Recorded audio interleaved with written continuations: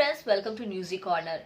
बॉलीवुड में इन दिनों खलबली मची हुई है। ऐसा इसलिए क्योंकि बॉलीवुड एक्ट्रेस तापसी पन्नू और फिल्म मेकर अनुराग कश्यप के अलावा इंडस्ट्री से जुड़े कई लोगों के घर पर छापेमारी हुई है और ये छापेमारी की है इनकम टैक्स वालों ने।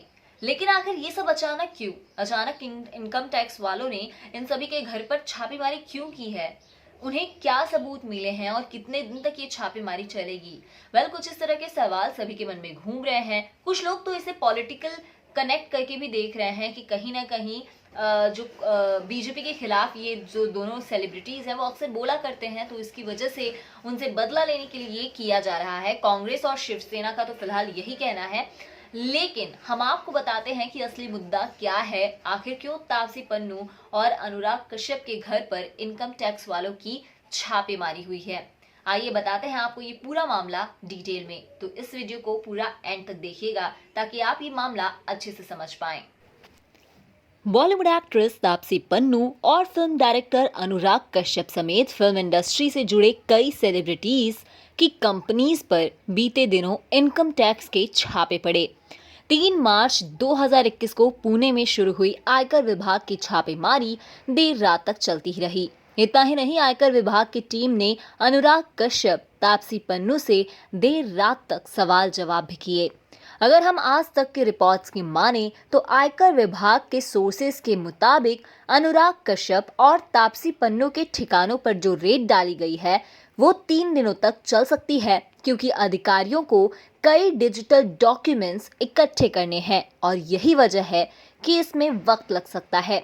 बता दें, छापेमारी के दौरान आयकर विभाग की टीमों ने कई कागजात खंगाले, लैपटॉप समेत अन्य इलेक्ट्रॉनिक आइटम्स की जांच की गई।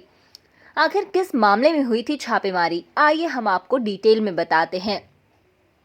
आयकर विभाग के मुताबिक अनुराग कश्यप, विकास बहल, विक्रमादित्य मोटवाने, मधु मंटेना ने मिलकर फैंटम फिल्म कंपनी बनाई थी, लेकिन 2018 में इस कंपनी को बंद कर दिया गया।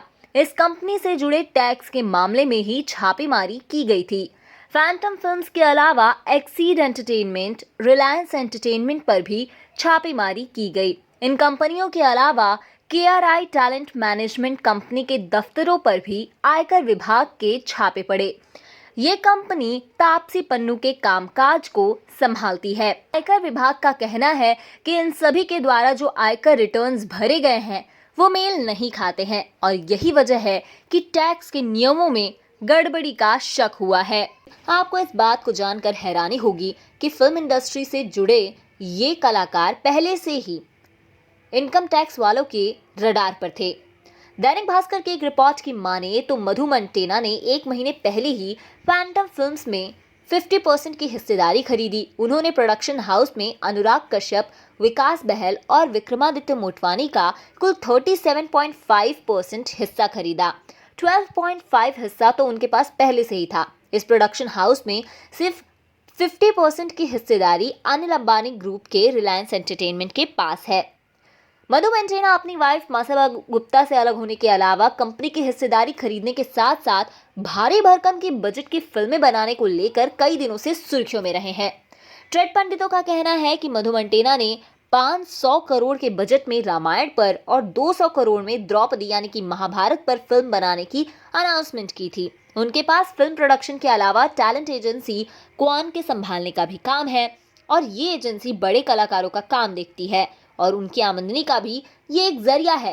लेकिन सवाल यहाँ पर ये उठता है कि मधु मंटेना, जिन्होंने जिस फिल्म को भी प्रोड्यूस किया है, उनकी पिछली 5 फिल्में लगातार फ्लॉप रही हैं। अब ऐसे में आखिर उनके पास इतने बजट के पैसे कहाँ से आ गए कि वो 500 और 200 करोड़ की 2 अलग अलग फिल्मों की अनाउंसमेंट करते हैं। ऐसा माना जा रहा है कि मधु मंटेना ने जब से ये अनाउंसमेंट किया तब से IT सेल की नज़र उनके ऊपर थी। मधु मंटेना के प्रोडक्शन में बनी 5 फिल्में बहुत नुकसान वाली रहीं। भावेश जोशी ने सिर्फ 1 करोड़ 45 लाख रुपए की कमाई की थी। ये फिल्म बॉक्स ऑफिस पर एक बड़ी डिजास्टर थी। मुक्काबाज सिर्फ 1 करोड़ 63 लाख रुपए कमा पाई। ट्रैप का भी बॉक्स ऑफिस कलेक्शन सिर्फ 2 करोड़ 45 लाख का था। इन सब के अलावा उनकी फिल्म रड, झूठा ही सही, रक्त चरित्र का भी कलेक्शन सिर्फ 8 से 9 करोड़ को भी पार नहीं कर पाया था। उनके करियर में सिर्फ एक गजनी नाम की ही फिल्म थी जो 100 करोड़ के क्लब में रही। ऐसे में इतने बड़े प्रोजेक्ट्स की अनाउंसमेंट और कमाई इनकम टैक्स ऑफिसर्स की नजरों में थी। अब आपको बता देते हैं कि तापसी पन्नू के पास भी बहुत ज्यादा हिट फिल्में नहीं है।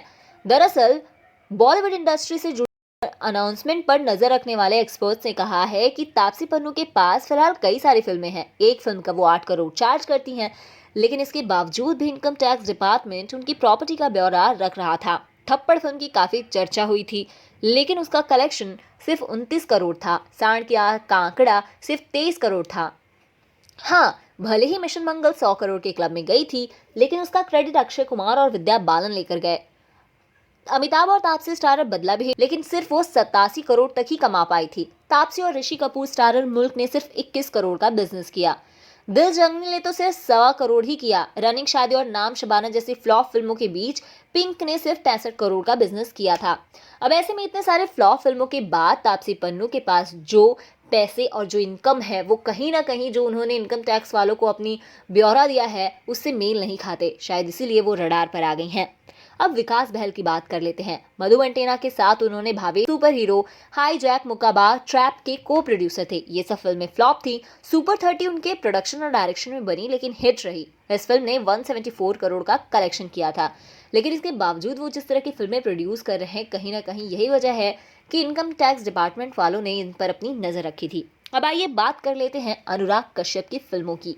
अनुराग कश्यप भी गैंग्स ऑफ वासेपुर बनाकर बहुत बड़ी हिट नहीं दे पाए हैं। ट्रेड एनालिस्ट की माने तो अनुराग कश्यप की फिल्में तो लगातार फ्लॉप होती रही, लेकिन उनकी प्रॉपर्टीज में बढ़ोतरी होती रही। इसलिए भी वो इनकम टैक्स डिपार्टमेंट के रडार पर है। रमन राघव 2.0, अगली, लुटेरा, बॉम्बे वेलवेट, मनमर्जिया, ये सभी फिल्में फ्लॉप हैं। मनमर्जिया ने 25 करोड़ कमाए, मुक्काबाज ने 10 करोड़, रमन राघव ने 6 करोड़ 80 लाख का बिजनेस किया। बॉम्बे वेलवेट तो डिजास्टर थी, पूछो ही मत।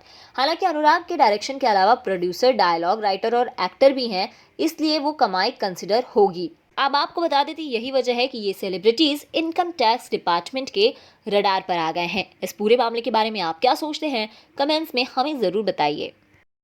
अगर आपको हमारी ये इन्फॉर्मेशन अच्छी लगी है तो कमेंट्स के जरिए हमें जरूर बताइए और ऐसे ही अपडेट्स के लिए देखते रहिए न्यूज़ी कॉर्नर।